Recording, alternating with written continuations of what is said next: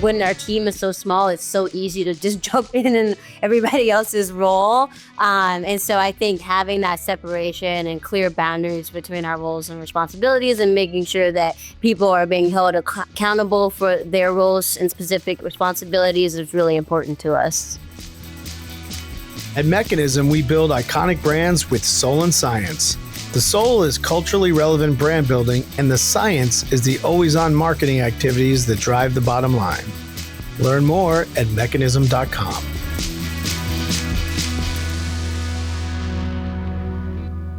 Welcome to the podcast. We have Maya French and Dustin Baker on the Soul and Science podcast today.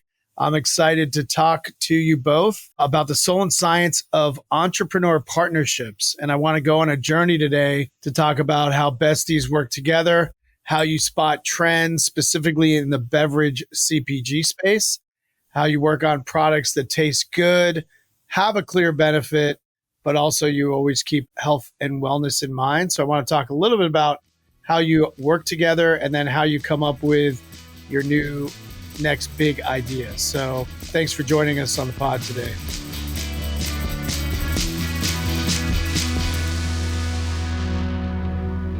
All right. Tell me individually, maybe we'll start with Dustin, but tell me your journey and how you got into starting companies, and then maybe we'll have Maya do the same, and then we'll figure out where you guys started to connect. This goes all the way back to when I was a youngin', and having parents that just handed everything to me. If I wanted something, I had to get it myself. And so, that starts in the Midwest with shoveling driveways, mowing lawns, and that kind of grew into high school and college, and having a couple small businesses where I was painting apartments and doing the whole semi-entrepreneurial thing. And then after school, I did go into the workforce for a couple of years. I'm ADHD, pretty hardcore. It became a superpower, but at the time I was like, there's no way I can participate in this corporate environment. It just wasn't for me, but I learned a lot. And I took those skills with me to, starting beverage brands. Maya, how did you start your journey? Were you also shoveling driveways? No, I actually rake leaves instead. But, it's similar in that just having to go out and not really depending on your parents for allowance, but going out and making your own. So I started work very early, but at the age of 15, like working for a chicken and waffle shop in Chicago.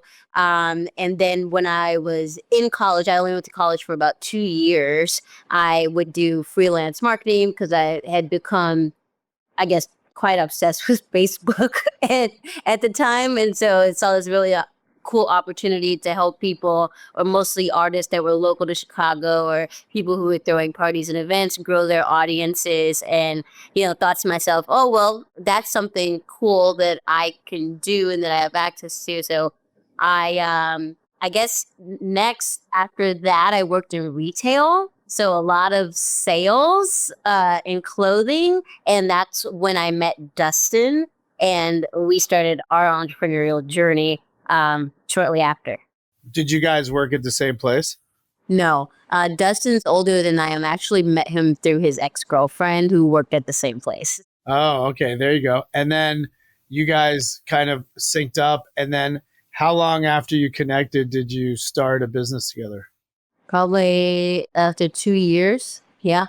Because we were neighbors. And this guy was working on building out juice bars and grocery stores, which eventually led to us making juice. And when he's making the juice, I'm like, well, I like to make juice too. So actually, it was simpler than that. She's like, I like juice. I was like, great. Well, we're making a ton of it. And, this has only happened once in my lifetime, but Maya, she just started like helping out, working for free. And eventually it's got to the point where I'm like, look, you should just quit your job and come help me full time. So you kind of had like a juice bar business, maybe it sounds like with a couple different sites. Yeah. Like I had the idea, I had a very like raw bare bones couple products, and it wasn't picking up a ton of traction yet, and it was just me. So like there's only so much I could do. So when Maya came in, it was like it was really awesome. And then how long after that did you say we're going to, and maybe at the juice bar, did you come up with the idea for Koya and then turn that into a proper business? Maya is completely the inspiration for the protein. So when I met Maya, she was just in pain a lot of the time, but like not debilitating pain. It was pain that she just lived with, and she would just get like uncomfortable and like bloated and just not feel well. And I'm like, that's probably something you're eating. And this is circa like 2011. So there's not these tests you can buy for $50. You can send in, they'll tell you all of your allergens. So we did a food elimination diet and quickly found out that she was lactose intolerant. Oh, wow. That's amazing. And then, you created Koya, which is plant-based. How did you land on that idea? Well, Maya couldn't have whey, so she couldn't have any dairy-based milk concentrates or milk proteins. So we looked to see like, okay, so how can, Maya's a very small person in stature, like how can she get her nutrition while avoiding dairy? So we did a ton of market research. We were going into our grocery stores, and I was definitely a test dummy of trying all the plant-based proteins that were on the market at the time. I think Orgain was one of the big ones. You had some Califia that had minimal protein, and the things that we were noticing, not only did they not taste great, but the protein source wasn't digestible. I'd get really bloated and feel very gross, something I didn't want to do after a workout. So we really kind of took every aspect for what was wrong with the protein drinks that were on the market today and that were not even leading in their category, because protein drinks were still just protein drinks and plant-based was just taking off. So yeah, we decided to use all plant-based ingredients because of the lactose intolerance, and we just recreated what we wanted out of a protein drink. And then once you landed on that and you were the sort of guinea pig and it was not bothering you and it was effective and it was chock full of protein, how long from then did you actually stand it up as like a proper business and, do all the packaging and distribution and all the launch for it? That's a great question. And so what we started doing, keep in mind, like neither of us are from the beverage industry. We're both in Chicago. There's not a huge amount of resources or mentors, even in the food and beverage space. Like it is a foodie city, but not for like the type of food that we were doing.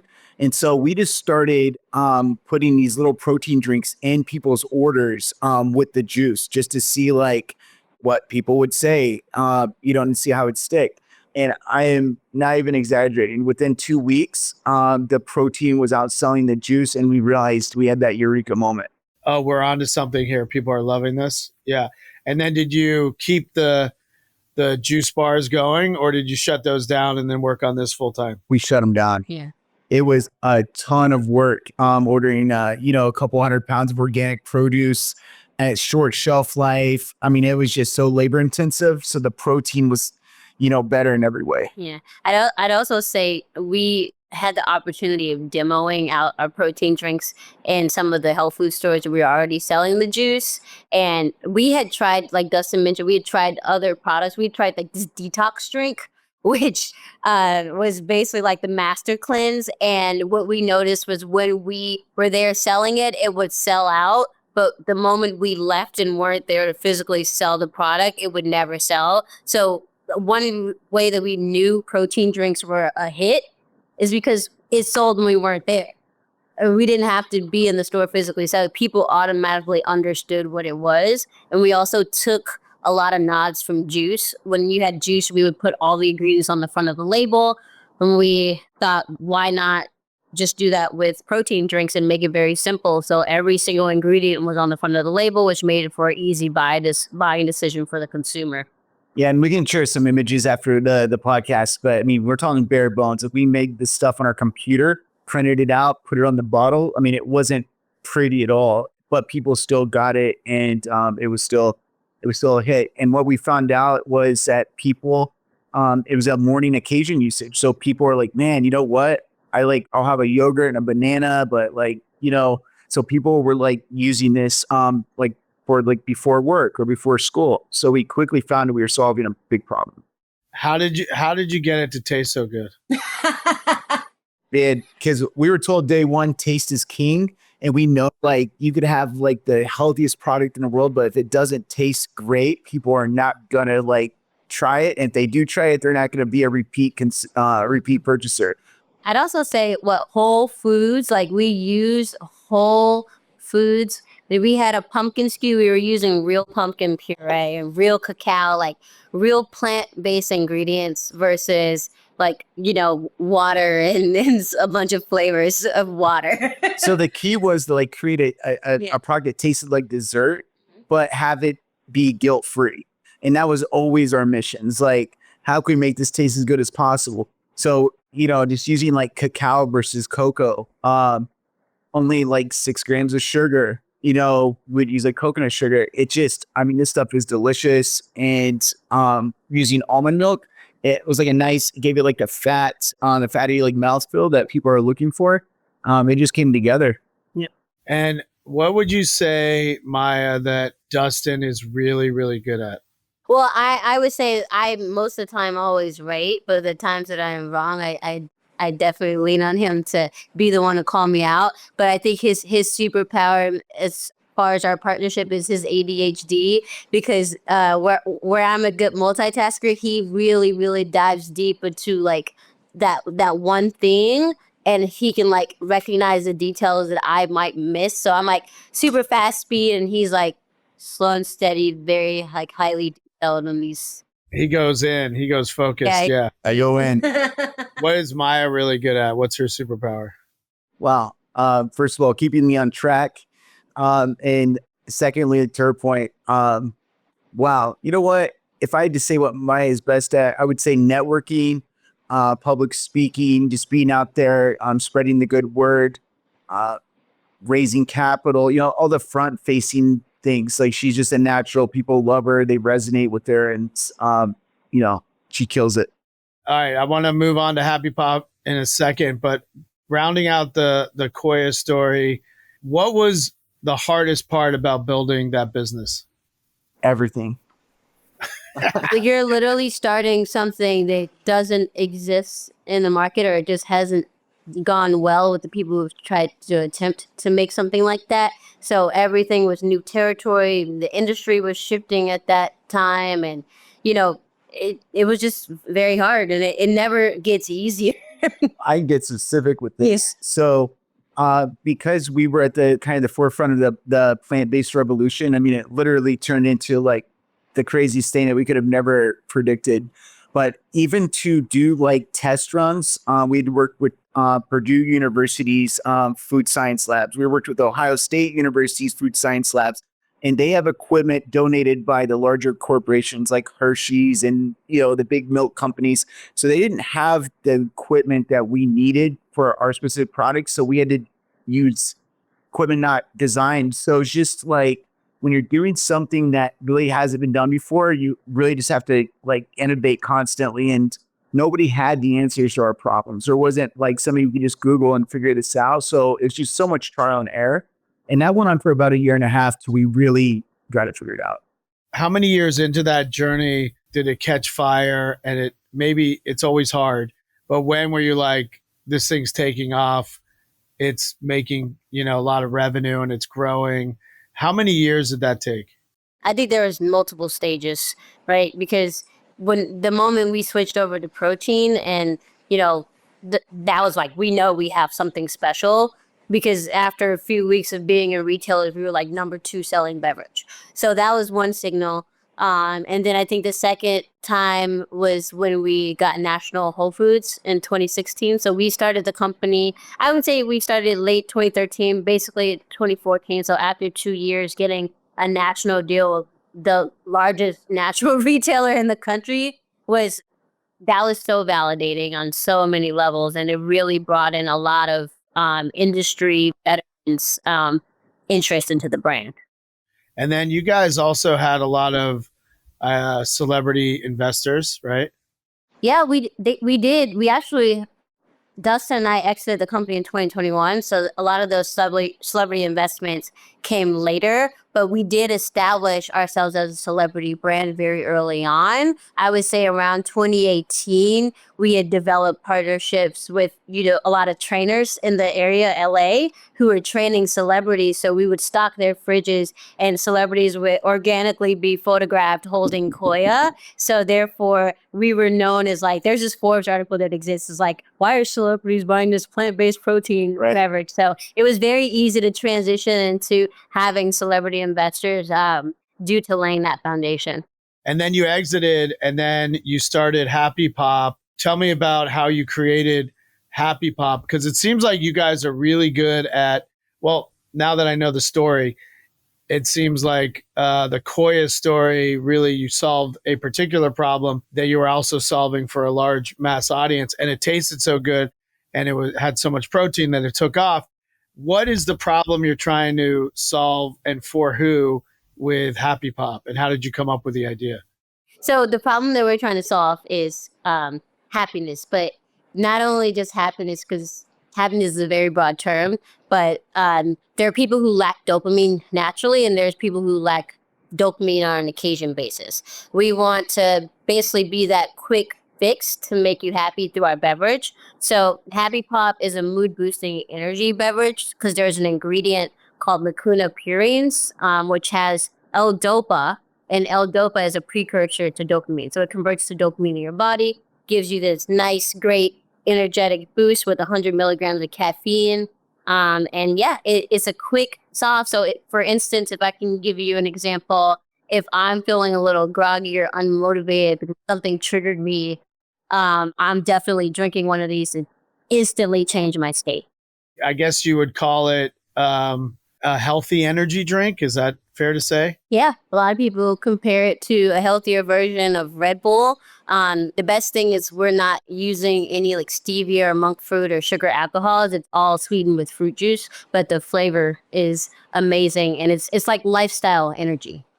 And how did you bring it to market? Did you do it in a similar way that you did the first time? Did you rewrite the book this time around and do it completely different?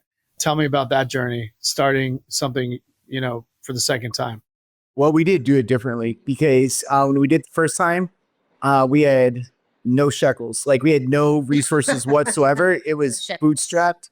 And this time around, we started with the branding.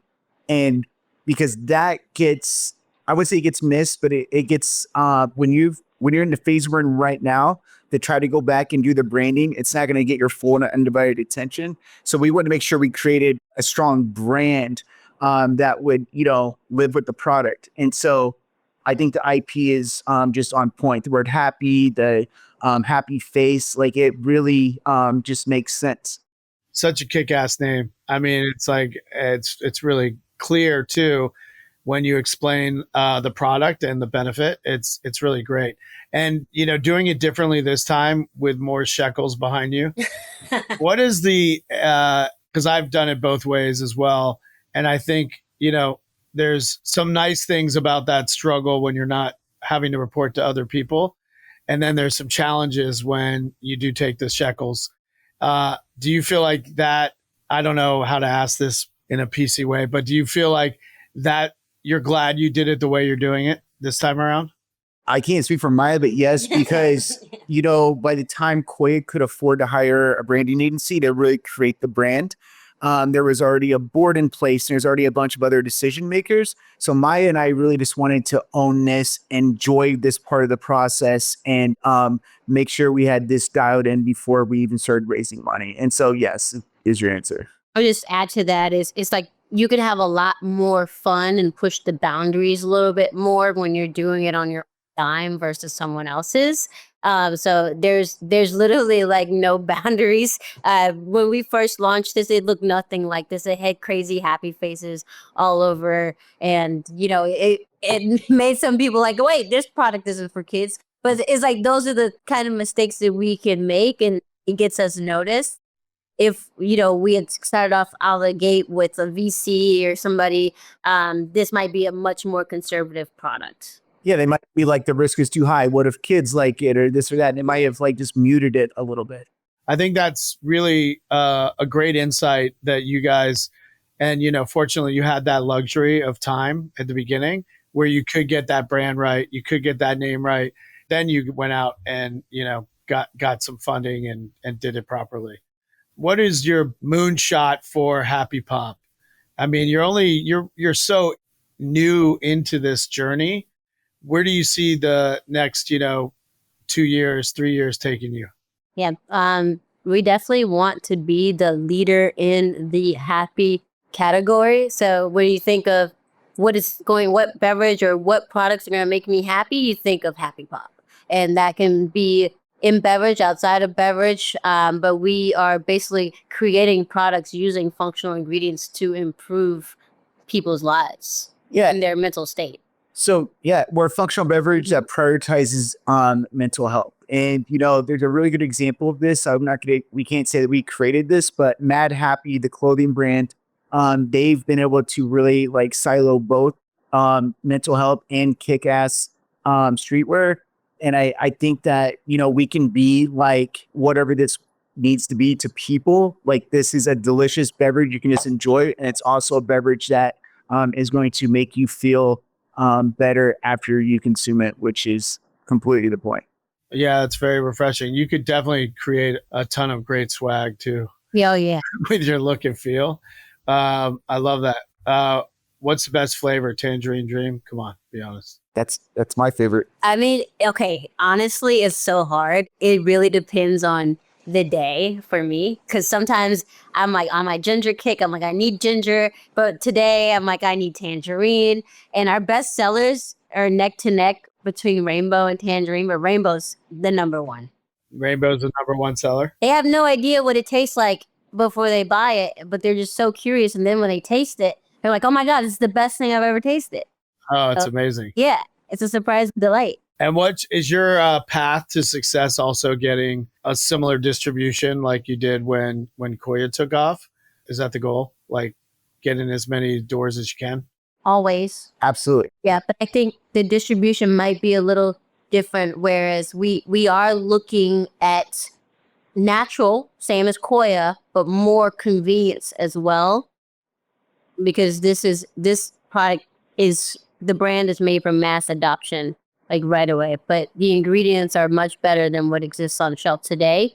And so a lot of our customers, we actually went viral in March, and we're like, a lot of our customers are from the Midwest. They're not even in the coastal cities, which we would expect. So it's like, wow, people in the middle of the country actually understand this, because it's most people don't know what adaptogen is or even what kombucha is, but they know dopamine and they know happiness and they know energy. So it's simple enough. Like, we're kind of being a leader in making mass adoption for functional ingredients. What are some lessons you guys learned in being really, really tight and good friends, but also having a solid business relationship and going through all the ups and downs? Like, you just have like the right match, the right, chemistry? Is there stuff you have to siphon off so you don't get in each other's ways? How do you guys keep the good times going while you're, in the up and downs of entrepreneurship? Gosh, I'd say, first of all, I am thankful, and I try to tell Maya, like, every day, like, going on this journey alone is completely different than having a business partner. So especially when times are bad, that's when I'm feeling the most gratitude towards Maya. But the biggest challenge over a 10-year spread is you have to grow and allow the other person to grow. And you have to, change with the times. Like, I can't bring the version of me from 5 or 10 years ago. Maya won't have it, right? So it's like, you just got to be open to change and growing with that person. It's kind of like a marriage, I guess, in that way. It's a marriage. We're definitely married, Javen. Legally through business. And just mirroring that, people in marriages and long partnerships change over time. And, one thing that I've learned throughout this journey is, like, a different level of empathy and like, what incentivizes people, what motivates people, and just learning people skills in general. Because yes, we have to, in order for us to work and for our business to grow, we have to work. And we have to respect one another, and then also respect each other as we're going through the journey and making changes. And sometimes our dynamic changes. Like, he's older than I am, and now I have a little bit more experience than he does in CPG because I've dipped my hands in other things, and like he had more corporate experience than I have. So there's so many different dynamics you have to balance over the course of the relationship. And I had to let Maya do what she wants to do. Look, if she wants to work from London for 2 weeks, yeah, that sucks for me because I'm sitting here alone. But I have to let her do it, and it always ends up being just fine because we're still connected and we're doing the Zoom calls. So it's just like, yeah, being flexible too. Do you guys have like any processes you've developed to make sure that partnership stays solid? Like, I don't know, a weekly meeting, a set of values, anything like that that keeps you guys grounded?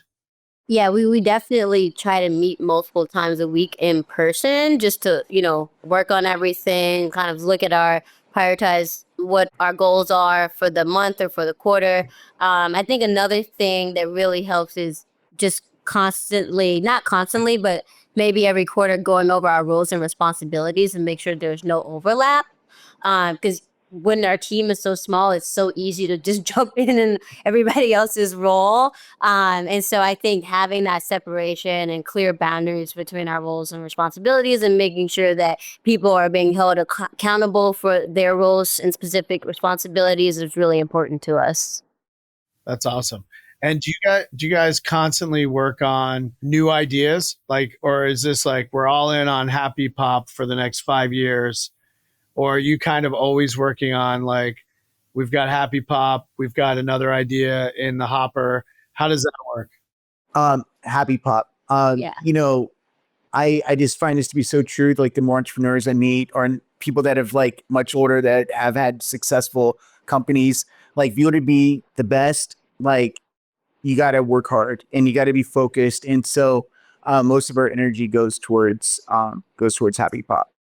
Yes, that's true. But I will also say that him and I are friends. And when we hang out, we don't really talk about friend stuff. We just talk about like ideas. So we might have a vault somewhere of all these like, crazy ideas because it's just fun. Okay, it's fun to talk about new ideas when they pop in your head, or Sure. like fun, just like riff through fun business ideas. Not that we'll ever execute it, or like maybe we can give that idea to a friend, but it's just fun thing to do. I love that. What are some challenges maybe that have changed in the CPG space from your first time around to this time around? Or maybe it's easier because you can, say that you launched a successful business that you exited. Maybe that opens more doors. But have you seen the market change or the competition change, or what have you seen from the first time around to this time around?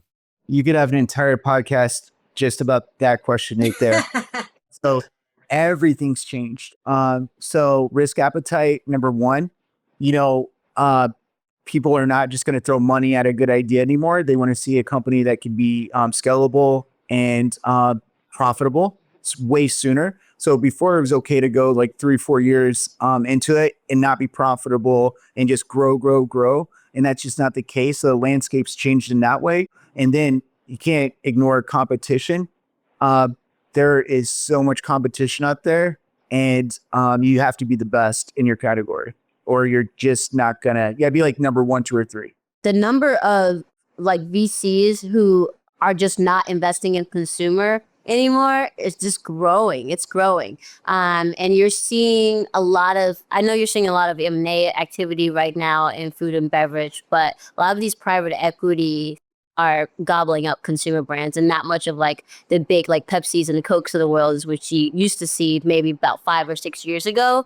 And so, given that, even as second time founders, like proving product market fit really means being at $1 million run rate. And if you don't, like as a first time founder, like let's say you don't have that cash that you didn't get it from friends or families or grants, how will you survive? Especially given like, the retail landscape has changed in the way that they buy products and the timeline needed to like actually get a product on shelf.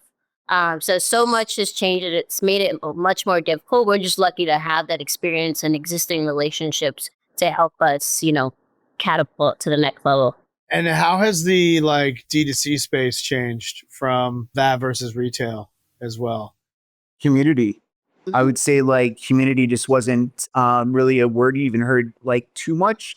And now it's everything. So you have to build your loyal following and communicate. And, there's a lot of like behind the scenes stuff going on that investors might not see. I'd also say that with D2C, it's much harder to acquire a customer, which is why it's so hard. I mean, it's why it's so important to have community, because you have to. There's other unique guerrilla ways to get customers other than like spending money on Facebook and Instagram ads.